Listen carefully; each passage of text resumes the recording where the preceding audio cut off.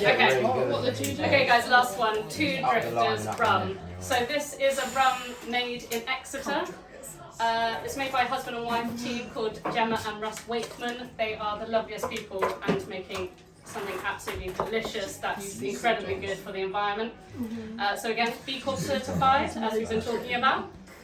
And this company is actually carbon negative. So Russ, his background is being a chemist. Yeah, massive flex. So Russ's background is being a chemist, and he specialised in carbon capture. So what they can do at Two Drifters,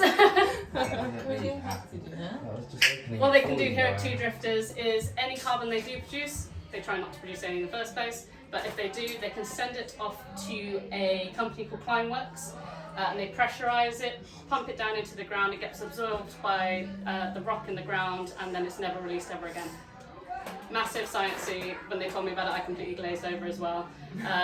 How is it never released ever again? Because it's just absorbed into the ground. Yeah. Don't ask me too many questions. We'll ask Russ when we go to the distillery. Yeah. Okay. On to the more nice and pretty bits. Yeah. I'm like Crime Watch. Yeah. Don't stop fracking. Yeah. Where's Bertie when you need him? So you can complain about my shoes, right? On to the sort of pretty side of things. The branding is absolutely amazing. Yeah, we're nearly done, I promise. I know we've been here for a while.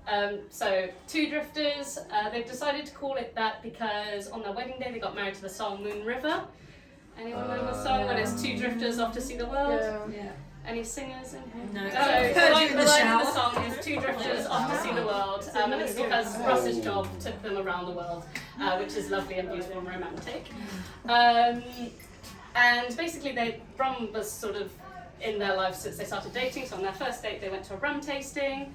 They got married in Saint-Tropez. Oh, am I saying that because you've been saying something? Yeah. Joe's been there. Where is it? Jerry was there. That one time, Saint-Tropez. St. Lucia, that's it. Yes, I'm saying Saint-Tropez because of the Egan corner. The third date was in Alcoholics Anonymous. Yeah. Full date prison. They were always passionate about rum, and sort of as lockdown finished, they decided to start a brewery and just make a bit of rum on the side because they absolutely adored rum.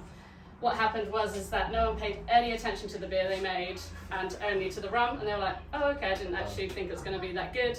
Sacked off the beer, literally first batch of beer, converted the whole distillery to just make rum, and since then have made 4 incredible rums.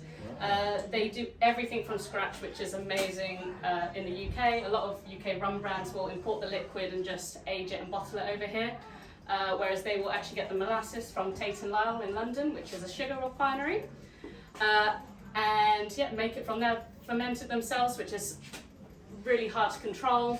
They use red yeast. It's slightly easier temperature-wise to control, but also gives like these really fruity, funky flavours that they want for their rums. They've got their pot stills and their column stills. I don't know if any of you guys know much about rum making. You may know more than me, but for their pure white that you guys have, it undergoes 3 distillations, so twice in the pot and then once through the column, and then it gets blended back into a third of the pot still. Just helps with the flavour profile, and it gives like a really clean, pure flavour, hence pure white. I haven't poured you guys any. Do they do dark rums and spice rums as well? They do. So you may or may not get some other of their lines in the future. But they have a lightly spiced rum, which, as it suggests, it is lightly spiced. It's not overly sweet. Really like pure. Those like more sweet spice flavors coming through, like the cloves, the cinnamons, star anise.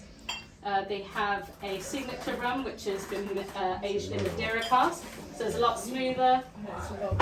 And finally, they have an overproof spiced pineapple rum, which is definitely a bartender's favourite because it's 60% in alcohol. This one in particular, you can skip it, but it's great in our cocktails. How do you guys serve it? Cocktails? Mojitos? Classic. Do you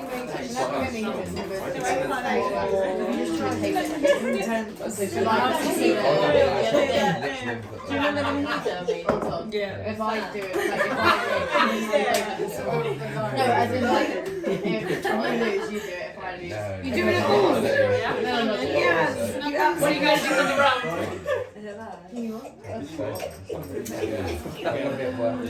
So you get this quite funky smells off of it when you smell it. Yes. That's from the bread use. It's really intentional. It's sort of a bone Jamaican style rum. Yeah, it's intentional. Yeah. It's made rum by Ross and Gemma.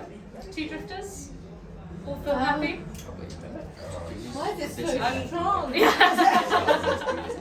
It's not getting stronger. I think we've just had a few drinks. Is it like left in the barrel for multiple years, or is it just like made? So this one isn't.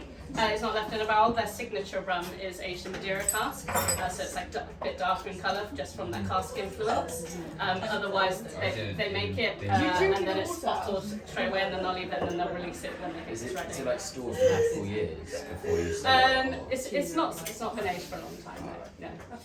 No, not long. The Madeira, the signature would have been aged and then released. They're trying not to sell too much of it because they want to know what it tastes like when it gets a bit older.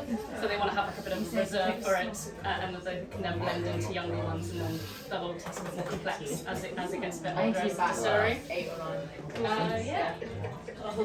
Because my mum was angry at me that I didn't stay home yesterday. I'm super impressed that you all last turned up episode of a TV series or whatever. and with me talking at you for this long. So Thank you yeah, for no, coming, no, guys. Any yeah, questions? thank Any you more so questions much. for Just got Laura? like heat coming onto my back here. Questions for Laura, guys? Really good.